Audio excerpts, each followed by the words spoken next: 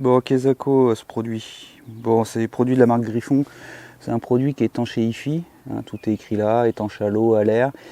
L'avantage, c'est que ça a une élasticité, bon, c'est donné à 900%. J'aurais pu le faire déjà sur les autres, mais les autres, je ne baigne pas dans l'eau constamment. L'eau, elle a tendance à descendre l'été, elle est à 1m20, 1m50. Bon, là, vous avez vu, hein, l'hiver, elle est très très haute. Par contre, pour cette grande ligne-là, c'est plus délicat. La voisine sapho-septique, elle déborde. Du coup, j'ai de l'eau dans toute la longueur, là. Donc, alors le bois, c'est du châtaignier, c'est censé résister aux intempéries entre 10 et 15 ans. Malgré tout, c'est censé résister aux pluies, pas au fait que le bois va être constamment dans l'eau, baigné dans l'eau. Donc j'ai trouvé cette solution. Donc, j'ai posé la question sur Instagram, savoir si c'était judicieux d'utiliser ce produit. Bon, majoritairement, vous avez été nombreux à me le recommander.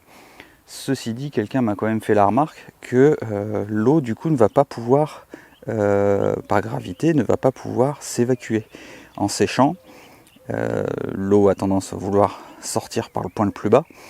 Et là, elle ne pourra pas, alors il y aura une barrière. Donc est-ce que ça va stagner dedans et que ça va pourrir? Franchement, je ne sais pas. Je préfère prendre la précaution de limiter l'eau qui sera stagnante plutôt que de temps en temps quand il pleut. Je pense que l'équilibre est plus intéressant justement dans cette utilisation.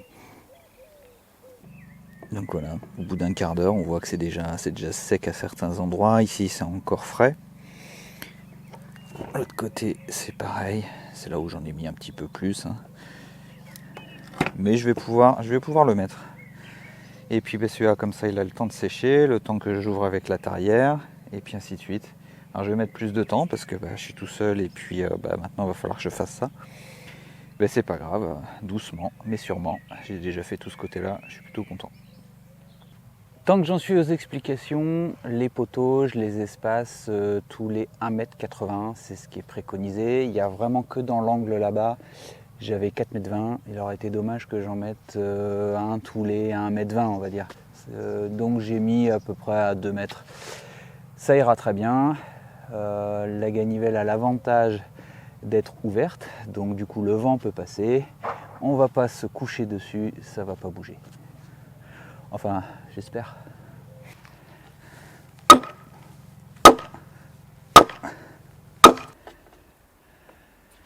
Impeccable.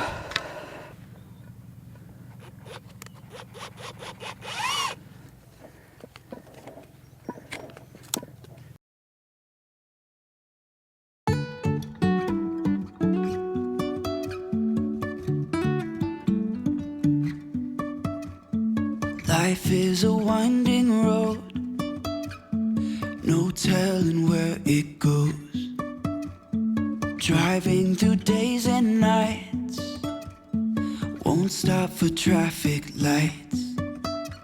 And I really wanna know if I'll ever figure out where the road goes. Even if I'm falling down, I will keep on searching for my highs. You can say I lost my mind, I will keep on holding my head high. Even if the sky is falling down.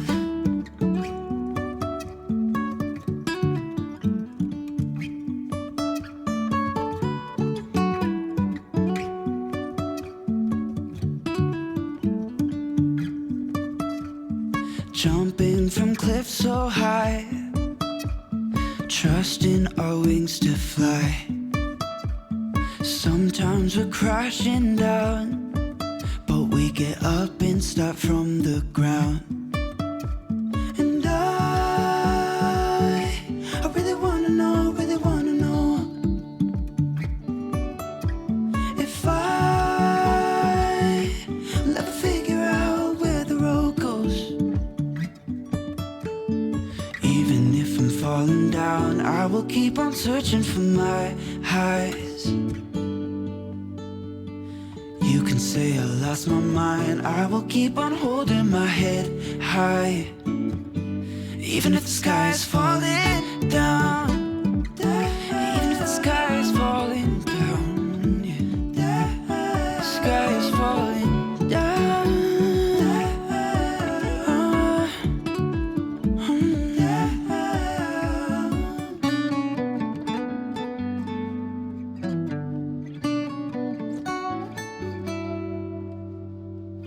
Even if the sky is falling down, even if the sky is falling down, yeah. The sky is falling down.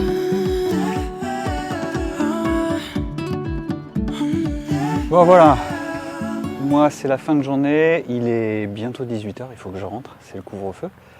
J'ai plutôt pas mal avancé, c'est extrêmement long parce que c'est des rouleaux de 5 mètres. Il existe des rouleaux de 10 mètres mais pour des 1,20 m. Je le rappelle, ça c'est des 1,50 m, du coup c'est que des rouleaux de 5 mètres. Donc pour faire la jonction, je vous montre.